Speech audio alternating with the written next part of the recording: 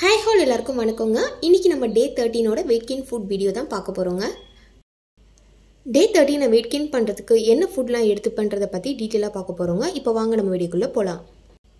Today morning ரொம்ப லேட்டாக எழுந்துட்டுங்க. ஒரு 8:30 போல் தான் எழுந்தேன். சரி சீக்கிரமாக எழுந்து வேலையெல்லாம் முடிக்கணும். காலையிலே பால் காய வச்சுட்டேன். பக்கத்தில் தண்ணியும் போட்டுட்டேங்க. ஸோ காலையில் எழுந்தோடனே இதுதான் எனக்கு ஃபஸ்ட்டு வேலை. ஸோ இன்றைக்கி பார்த்தீங்கன்னா ரொம்ப லேட்டாகவே எழுந்துட்டேன். டைம் பார்த்தீங்கன்னா உங்களுக்கு தெரியும். டைம் பார்த்தீங்கன்னா 8 o'clock 8:30 கிட்டே எழுந்துட்டேன். ரொம்ப லேட் ஆகிடுச்சு தூங்கி எழுந்து. சரி ஓகே டக்குன்னு பிரேக்ஃபாஸ்ட் ரெடி பண்ணணும். அவர் ஜாபுக்கு போகிறாரு. ஸோ அதனால் பிரேக்ஃபாஸ்ட் எல்லாமே ரெடி பண்ணிவிட்டு அதுக்கப்புறம் நான் vlog உங்களுக்கு கண்டினியூ பண்ணுறேன். ஸோ இப்போ பார்த்தீங்கன்னா காலையில் எழுந்து பால் மட்டும் காய்ச்சிட்டு ஒரு கிளாஸ் தண்ணி போட்டிருக்கேன். இது பார்த்தீங்கன்னா ரொம்ப சூடாயிடுச்சு. கொஞ்சம் வேலையை வெளியே போயிட்டு வரதுக்குள்ளேயே சூடாயிடுச்சு பாருங்கள். இப்போ இது சூடு ஆறுனதுக்கப்புறமா ஒரு கிளாஸ் மட்டும் தண்ணி குடிச்சிருவேன். மார்னிங் எழுந்ததும் எம்டி ஸ்டொமக்கில் தண்ணி குடிக்கிறது ரொம்ப ரொம்ப முக்கியங்க. ஸோ ஃபர்ஸ்ட் ஆஃப் ஆல் நீங்கள் எழுந்த உடனே தண்ணி ஒரு கிளாஸ் குடிங்க, இல்லைனா 2 கிளாஸ் தண்ணியாவது எடுத்துக்கோங்க. டெய்லி மார்னிங் எம்டி ஸ்டொமக்கில் ஒரு கிளாஸ் வார்ம் வாட்டர் எடுத்துக்கலாம். சம்டைம்ஸ் வார்ம் வாட்டர் எடுத்துக்கலனாலும் நார்மல் வாட்டராவது நீங்கள் எடுத்துக்கோங்க. ஸோ எடுத்த உடனே காஃபி டீ குடிக்கக்கூடாது. வார்ம் வாட்டர் எடுத்ததுக்கு அப்புறமா தான் காஃபி டீ இந்த மாதிரி நீங்கள் குடிக்கணும். நைட்டே திராட்சை ஊற வச்சுட்டேங்க, கருப்பு திராட்சை.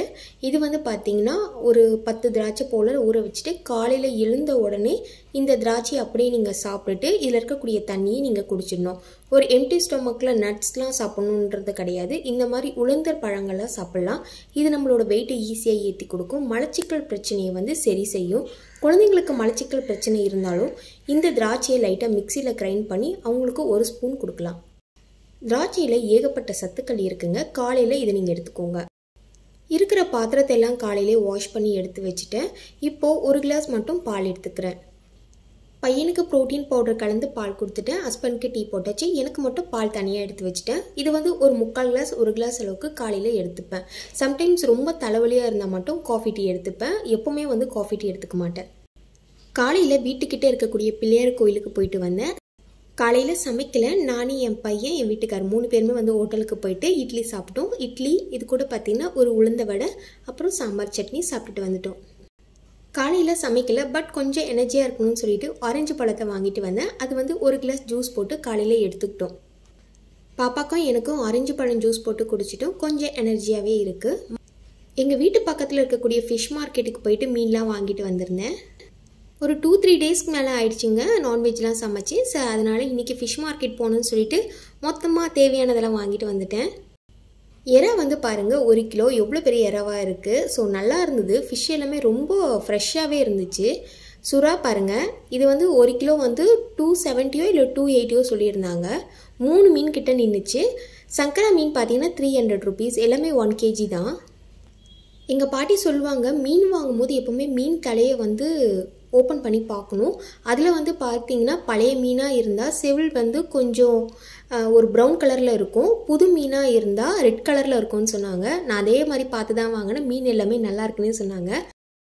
சுறா புட்டு சாப்பிட்டு ரொம்ப நாள் ஆச்சுன்னு சொல்லிட்டு தான் இந்த வாட்டி வாங்கியிருந்தேன். ஸோ மீன் எல்லாமே ரொம்ப ஃப்ரெஷ்ஷாகவே இருந்துச்சு. பால் சுறான்னு கேட்டேன். வீட்டுக்கிட்டலாம் வந்துச்சுன்னா ஒரு மீனே ரேட் அதிகமாக சொல்லுவாங்க. இந்த மீன் ஆயிரது ரொம்பவே கஷ்டம். எங்கள் பாட்டி தான் ஃபுல்லாகவே க்ளீன் பண்ணி கொடுத்தாங்க. பாருங்கள், மேலே இருக்கக்கூடிய தோல் எல்லாத்தையும் எடுத்துட்டாங்க. ஏன்னா அதில் நிறைய மண் இருந்துச்சு. சுடு தண்ணியில் போட்டு நல்லா ஃப்ரெஷ்ஷாக க்ளீன் பண்ணி கொடுத்தாங்க. சுறா புட்டு ரெடி பண்ணுறதுக்காக வெங்காயம், பூண்டு, பச்சை மிளகாய் எல்லாமே நான் கட் பண்ணி கொடுத்தேன் பாட்டிக்கு. ஸோ அவங்க தான் ரெடி பண்ணாங்க. நல்லாவே இருந்துச்சு. ஸோ நான் ஃபுல் வீடியோ எடுக்கலாங்க. கொஞ்சம் தான் இதில் கவர் பண்ணியிருக்கேன். ரியலாகவே சொல்கிறேங்க, சுறா புட்டு செம்ம டேஸ்ட்டாகவே இருந்துச்சு. யாருக்கெல்லாம் சுறா புட்டு ரொம்ப பிடிக்கும்னு கமெண்ட் பண்ணுங்கள். ஸோ மீன் வாங்கிட்டு வந்திருந்தோம் இல்லையா, மீன் குழம்பு வச்சுட்டு இது கூடவே சுறா புட்டும் ரெடி பண்ணிட்டேன். பாட்டி இருந்ததுனால ரொம்பவே ஈஸியாக இருந்துச்சுங்க. சீக்கிரமாக சமையல்லாம் முடிச்சுட்டு நாங்கள் எல்லோரும் சாப்பிட்டுட்டோம். எறா தனியாக எடுத்து வச்சுட்டேன், நாளைக்கு செய்யலான்னு. மீன் குழம்போட சுறா புட்டு வச்சு சாப்பிட்டா செம்ம டேஸ்ட்டாக இருக்குங்க. மதியம் ஃபுல்லாக வயிறு முழுக்க சாப்பிட்டதுக்கப்புறமா ஈவினிங்காக அம்மா வீட்டுக்கு போயிருந்தேன். அம்மா பார்த்திங்கன்னா முருங்கைக்கீரை எடுத்து ஆஞ்சிட்டு இருந்தாங்க. எங்கள் வீட்டில் முருங்கைக்கீரை மரம் இருக்குது. ஸோ அதில் துளிராக இப்போது அதை தான் எடுத்து எங்கள் அம்மா ஆஞ்சிட்டு இருந்தாங்க. சரி என்னம்மா செய்ய போகிறீங்கன்னு கேட்டால் போண்டா தான் செய்ய போகிறேன்னு சொன்னாங்க. ஐயோ அம்மா, முருங்கைக்கீரை போண்டாலாம் நல்லாவே இருக்காதுமா, வேண்டான்னு சொன்னேன். நீ சாப்பிட்டு பார்த்துட்டு எப்படி இருக்குன்னு சொல்லுன்னு சொன்னாங்க. உண்மையாலேங்க நம்ம இது கூட கருவேப்பிலை போடுவோம் பார்த்தீங்களா, அதே மாதிரி தான் இருந்துச்சு. டேஸ்ட்டில் எந்த ஒரு குறையுமே இல்லை. முருங்கைக்கீரை சாப்பிட்டா இரும்பு சத்து சேரும்னு சொல்லுவாங்க. பட் ஆனால் வந்து எனக்கு தனியாக சாப்பிட்றதுக்கு பிடிக்கவே பிடிக்காது. பட் குழந்தைங்களுக்கெல்லாம் வந்து முருங்கைக்கீரை சாப்பிட பிடிக்கலனா இந்த மாதிரி ஒரு ஸ்பெஷலாக நம்ம செஞ்சு கொடுத்தோன்னா அவங்க விரும்பி சாப்பிடுவாங்க. அதில் முருங்கைக்கீரை இருக்கானே அவங்களுக்கு தெரியாது.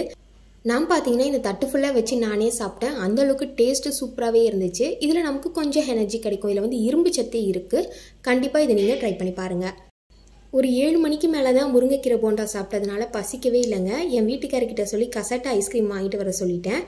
நைட்டு டின்னர் சாப்பிடவே முடியலங்க. வயிறு ஃபுல்லாக ஆயிடுச்சு. மதியமே நல்லா வெளுத்து கட்டிட்டேன். ஈவினிங் ஒரு 7 மணிக்கு போல் போண்டா சாப்பிட்டதுனால சுத்தமாக இடம் இல்லை. அதனால் நைட்டு டின்னர் வந்து ஸ்கிப் பண்ணிட்டேங்க. அதுக்கு பதில் ஐஸ்கிரீம் மட்டும் ஒரு கசட்டா ஐஸ்கிரீம் அப்படியே நானே சாப்பிட்டுட்டேன். யாருக்கெல்லாம் கசட்டா ஐஸ்கிரீம் பிடிக்கும்னு சொல்லுங்கள். எனக்கு ரொம்பவே பிடிக்கும் நார்மல் ஐஸ்கிரீமை விட. 8:30க்கு தான் ஐஸ்கிரீம் சாப்பிட்டேன். அப்புறம் ஒரு 9:30 போல் ரொம்ப பசிச்சுது. சரி ஒரு கிளாஸ் மட்டும் பால் எடுத்துக்கலான்னு. பால் வந்து நம்ம ஒரு கிளாஸ் எடுக்கிறோன்னா பால் ரொம்ப திக்காக காய்ச்சி எடுத்துக்கோங்க. பாலில் வந்து தண்ணி அதிகமாக சேர்க்காதீங்க. 1 டம்ளர் பாலுக்கு 1 டம்ளர் தண்ணி சேர்த்தாலே போதும். அதிகமாக தண்ணி சேர்க்க வேணாம். 1 கிளாஸ் பால் மட்டும் நான் எடுத்துக்கிட்டேன். இது கூடவே நீங்கள் பாதாம், முந்திரி, உலர்ந்த திராட்சை இதெல்லாம் சேர்த்துட்டு அப்படியே நீங்கள் எடுத்துக்கலாம். காஃபி டீ எது எடுத்துக்கிட்டாலும் நாட்டு சக்கரை சேர்த்து குடிங்க. இன்னைக்கு டே 13ஓட வெயிட் கெயின் ஃபுட் வீடியோ பார்த்துருப்போம். இந்த வீடியோ உங்களுக்கு பயனுள்ளதாக இருந்துச்சுன்னா நம்ம சேனலை மறக்காமல் சப்ஸ்கிரைப் பண்ணிடுங்க. உங்கள் ஃப்ரெண்ட்ஸ் அண்ட் ஃபேமிலிக்கு ஷேர் பண்ணுங்கள். Thank you so much. பாய்.